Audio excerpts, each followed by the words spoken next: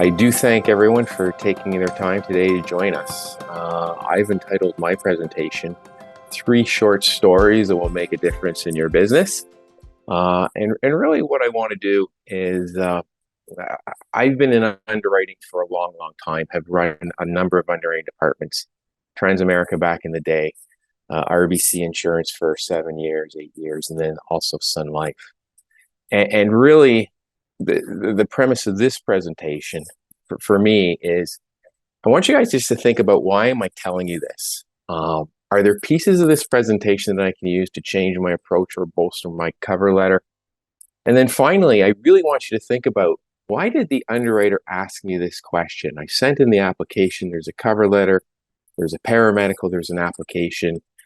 Why would they still ask me this question? Really, the reason the underwriters are asking these questions is because something's missing. So if an underwriter ever asks you a question, take note of that question and ask yourself, why are they asking it? And maybe think about how you can maybe improve your future cover letters, your future applications, to shorten the process, because I'm missing a piece and maybe that's what they're looking for. And so what I want to do today is really talk a little bit about screening your client, the importance of cover letters, and how to do a good prelim. And it's going to be a little bit of a whirlwind here, so hang on tight. But not every advisor does this. And sometimes underwriters sit back and think, why did the advisor not take the time to do more preparation before submitting the application? So first of all, I want you guys to set yourself up for success. And the first thing you always want to do is set expectations with your clients. And the best way to set expectations for your clients is tell them, you know what, this could take days, months, weeks, who knows? It really depends on the medical history and also the availability of medical information. The other thing you want to do is you want to start driving disclosure right from the beginning. So you want to introduce to them that, you know what, we're going to need your medical, you're going to need your non-medical history. And this is going to include information about your driving, your drinking, your drug usage, doctor's visits, family histories, medication, travel, and finances. Use some of these words to say, look, for an application, the underwriter is going to need all of this. And in most instances, the insurance company might require either a tele-interview or a paramedical. We all know this. And for older age clients, mature age focus interviews. Clients over 70 actually sometimes get insulted by some of the questions that are in a mature age focus interview. But you'd be surprised. I had a 53-year-old teacher once fail this test. And so we are looking for the cognitive abilities of individuals once they get over age 70. So set the expectations of what's going to be required for them. And then remind them how it's important that they share their full history with you so you can better present your file. Because without that information, and when there's inconsistency between applications and paramedicals and attending physician statements, that is going to add weeks, maybe even months into a case, and it can even result in an adverse decision such as a rating or even a decline. So start setting that stage with the client that they need to tell you everything. And in all honesty, a misrepresentation of a material fact, that can actually cause a rescission of a policy or even the denial of the claim. And so what we're looking for is, I'm not trying to say that clients are trying or deliberately withholding information. But what we find and what I hear from advisors is sometimes the client just didn't think it was important to mention it, or the advisor didn't think it was important to put in the application. In reality, you want to declare everything and leave nothing to the underwriter, to let the underwriter decide whether that information is important, so that they can fully assess the file and you can deliver a policy with confidence and know that if the time arises, you can deliver that claim check. Now, I'm not trying to scare anybody, because I will say, we did hear at KLU how underwriting companies, life companies, generally pay 99.9% of the insurance claims. Sun Life paid 99.94 last year, I believe it was. And we had over 25,000 life claims and paid over 1.4 billion in claims. But there were some claims that were denied. And those claims that were denied, it was significant information of non-disclosure. Someone not telling us about their smoker status, someone not telling us about their significant cardiac or respiratory issues, or maybe drug or alcohol use. And on rare cases, when a case is rescinded, a policy is taken out of force, items that aren't disclosed intentionally or otherwise could have to do with diabetes, smoking, drug or alcohol abuse, significant heart ailments where someone may have had a murmur since birth, and they were going to the dentist, they were taking medication, but they don't think anything of it. Thyroid nodules, I'll get into that a little bit. Um, and just because a doctor says the results are normal, don't worry about it, we'll follow up in a year. The reality is there's three questions that the client should answer yes to. And I'll use that thyroid nodule as an example. So if I have a thyroid nodule and the doctor has told me, it's nothing, don't worry about it, we'll see you in a year. There's three questions that should have been answered yes into that application. One, the symptoms of having a problem with their thyroid. Two, that they had an ultrasound. And three, that there's going to be test results and future testing that's going to occur. And so something where client has been told by their doctor, don't worry about it, it still needs to be declared on that application. Because as you can see, cases have been rescinded where those thyroid nodules had turned into something more sinister. I recently had a friend who had a colonoscopy, young individual in their 30s, single polyp removed from that colonoscopy. Doctor told him, don't worry about it. We'll see you in 3 years for another one due to your family history. There's nothing to worry about. See you in 3 years. A week later, the individual got a phone call. That polyp was cancerous. They're now scheduled for surgery next week to remove 3 feet of their colon. And so, yes, the doctor certainly felt 99.9% of the time that that polyp isn't going to be anything. And they are concerned about your mental health. So they don't want you worrying about that polyp. And there's a very slim chance that something's going to come out of that. But there are instances where it does. And the fact that you've had that colonoscopy and there was a polyp removed, those things need to be declared. So if you're not declaring this information, you can create an inconsistency. And what ends up happening is if the application doesn't have it and the paramedical has the disclosure, or if it's not in the paramedical and in an APS, there's more information that doesn't match up the paramedical, what you end up with is a delay in your case. So drive that disclosure very, very early on in the process. And one thing you can do is you can share information with the client with regards to what might be asked in a tele-interview or in a paramedical. And each company and each paramedical company will have preparation materials such as this for your tele-interview. And explain to them that in that tele-interview, every yes answer is going to be accompanied by a sub-question or a request for specific details. Also prepare the client, let them know that the tele-interview can take 20 minutes, it can take 60 minutes. It really depends on your medical history. I have a bit of a rule of thumb. If the person's 25, well, you know what? Tele-interview should probably take about 25 minutes. But if they're 60 and they're not healthy, well, yes, that tele-interview can last 60 minutes. And then remind them when the nurse does get there for blood pressure, there'll be a blood pressure check. They'll have to step on a scale. They'll want to wear a loose shirt so they can get the blood pressure cuff off and make sure that they have some water. So really prepare your client for that tele-interview. Prepare your client for that paramedical visit and the lab collection. And again, as you're working through with your client, make sure you really understand your client's history before you start filling out an application. And so ask some regular questions as part of your routine. If you're in the high net worth market, make sure you find out whether or not they have regular executive medicals, when they're scheduled, and who we can order APSs from. One thing I like to do to try and get a client history, and I will often talk to clients with advisors to try and help build histories, is I just ask them, which doctors have you seen in the last 5 years? What tests have you had in the last 5 years? When you ask a specific question, you'll get a specific answer. And if they start mentioning a lot of doctors, then do some digging. What do you mean you have an endocrinologist? Oh, you see a cardiologist. So drive that information out. What medications do you take? Oh, why do you take that medication?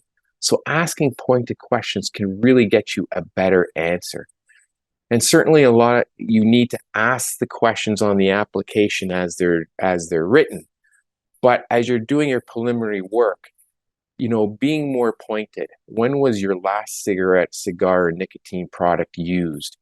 That direct question has, we found, developed 43% higher disclosure rates through behavioral economics because you're specifically asking them when, and their brain will think a little bit better. And as you talk to your client, you need to become their confidant. You need to become their coach because you are going to be presenting that case forward.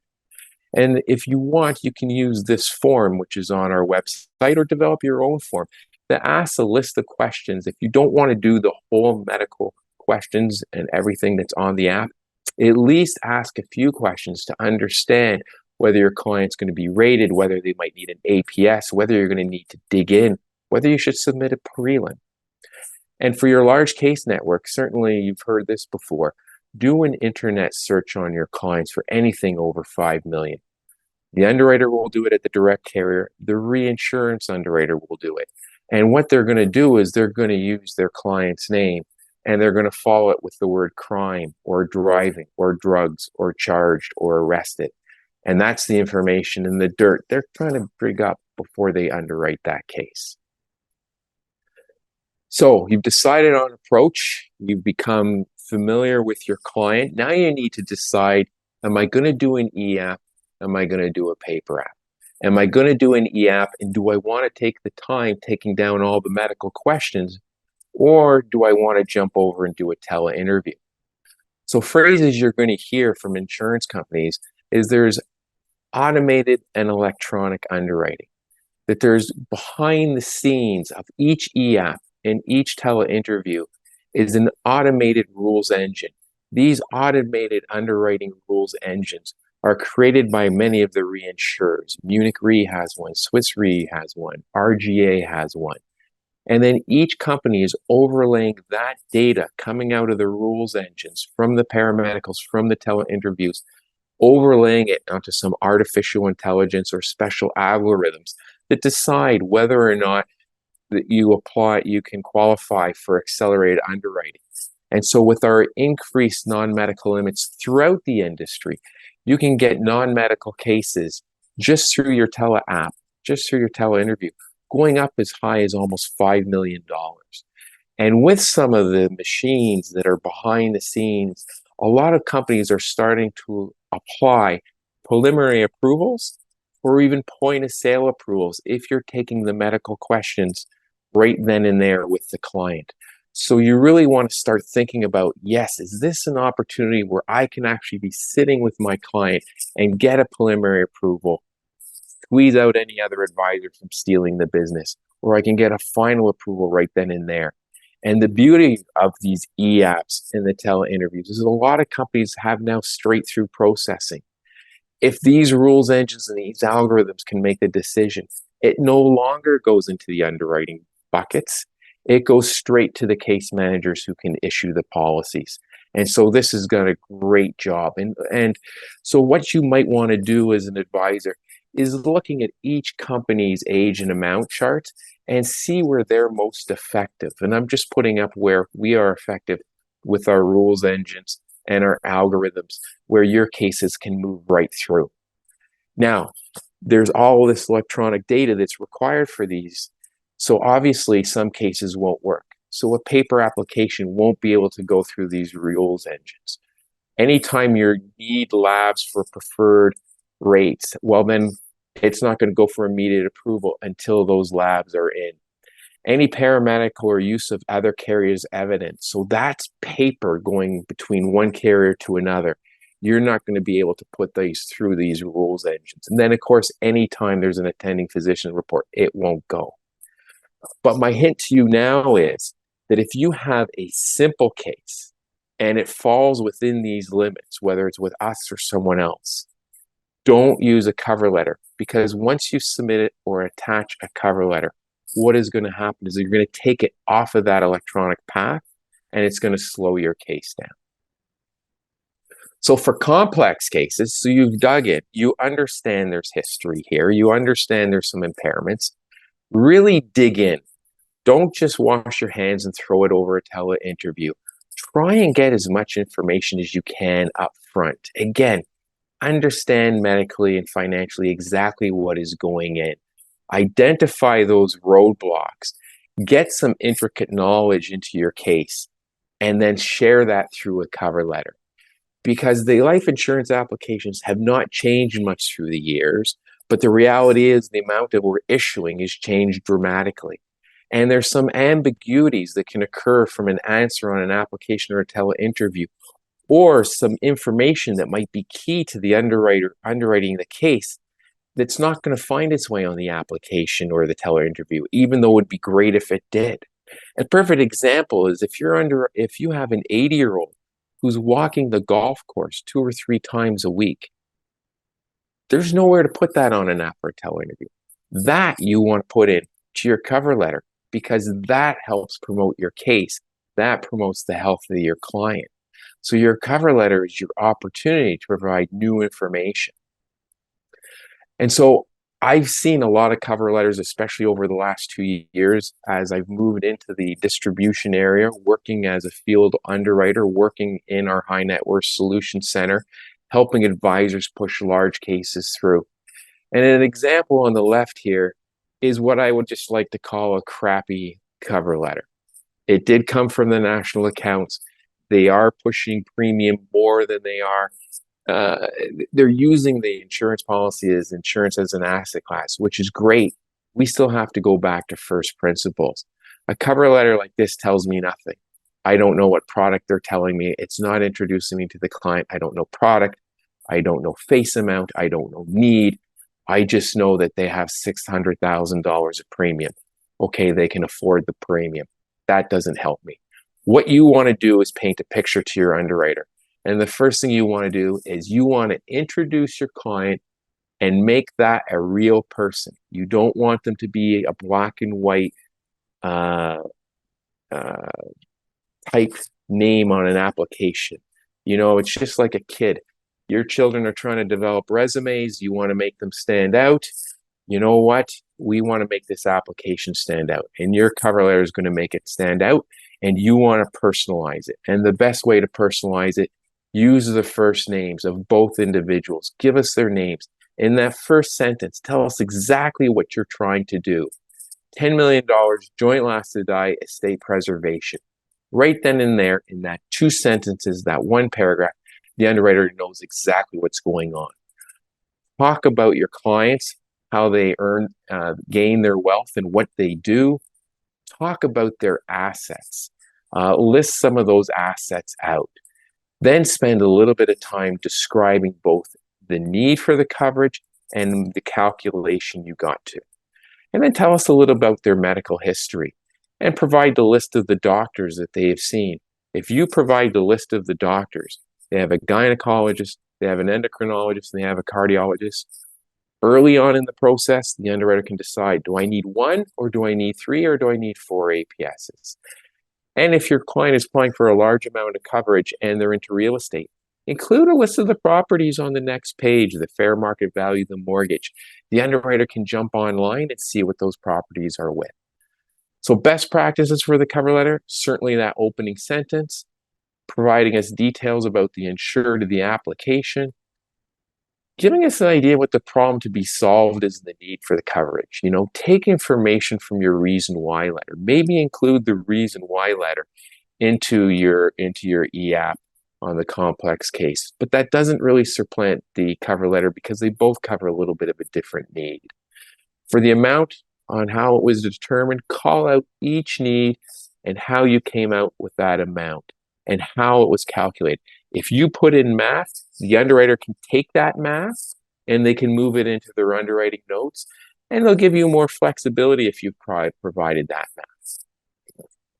Use intricate details. So use specific numbers, specific details, make it obvious. One thing I see is advisors will say they have a high net worth client. Well, that doesn't tell me if they're worth 5 million, 50 million, or 500 million. So use specific numbers like the income, the personal net worth. Let us know what the source of the premium is, and certainly on complex organizations, whether it be trusts, family office information, or corporate information, give us a copy of that org chart. The first thing you want to do with a cover letter is not create inconsistent information. So we did have a case of a 65-year-old cover letter completed by the advisor, 10 drinks per week. The MA did the application, said they did 2 drinks a week. Paramed talked to the client. They told them they did 3 to 4 drinks a week. We got the APS. It said 1 to 2 bottles of wine per day, twice a week, increased during COVID. So as an underwriter, I'm stuck. What do I believe? So do not create any inconsistencies. Make sure you're driving consistency in your conversations with the client, and that they're stating the truth. It's really easy to remember the truth. Things that are made up, it's easy to forget. So keep asking questions until you're satisfied. Any inaccuracy or inconsistency through the process is just going to slow it down. So remind your client, full disclosure is important. And another opportunity is you can do better with a cover letter once you've had a decline, rating, or postpone. So one option is you can take that application that's been declined elsewhere and just fill out another application and submit it and see what the heck is going to happen. And quite honestly, I'm going to tell you, you're probably going to end up with the same result. So what you need to do, as I said earlier, dig in, get as much information from the client and the original underwriter as possible.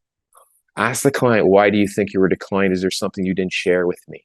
Ask the underwriter for the reconsideration terms. If they're telling you it's confidential, get a letter of explanation to be sent to the client's physician. The client can collect that from the physician, and then you can get it to you. Then work with your favorite field underwriter or your favorite line underwriter. Their goal is going to be to work with you and to find a path to a better offer for your client. They'll work with you to better understand the medical and the non-medical issues that are there. Will help understand what are the real hurdles here and try and get you to a spot where we can get you an offer. And that's one of the things I love to do. I might not be able to help you get an offer in 1 year, maybe it's 3 years, maybe it's 5 years, but really what we want to do is get your clients. You spend so much time earning the trust of that client, getting them to write an application. You don't want them to leave just because they've been declined, postponed, or rated. You want to try and find and get them on that path for an offer. Perfect example I had recently was a client who was declined for excessive cannabis use. And the advisor just wanted to resubmit the application to us. And I said, no way, we need to dig in. And we worked together with the advisor, spoke to the client, and at the end of the day, we found out it was a mother or two having to give up their day job to manage their kids. What had happened is they lost their husband in an at-fault accident, and she was trying to manage a lawsuit against this company where the accident had happened during they were on vacation. The APS showed no previous history of anxiety, stress, or depression. And the individual was taking a fair amount of cannabis. And for that company, yes, I could see why it would be a decline. But as we dug in, got more information, as we understood what was going on, the situation that was going on, we were able to get to a spot where we felt we can offer. And I felt good about that because between the advisor, the client, and I, we had great success.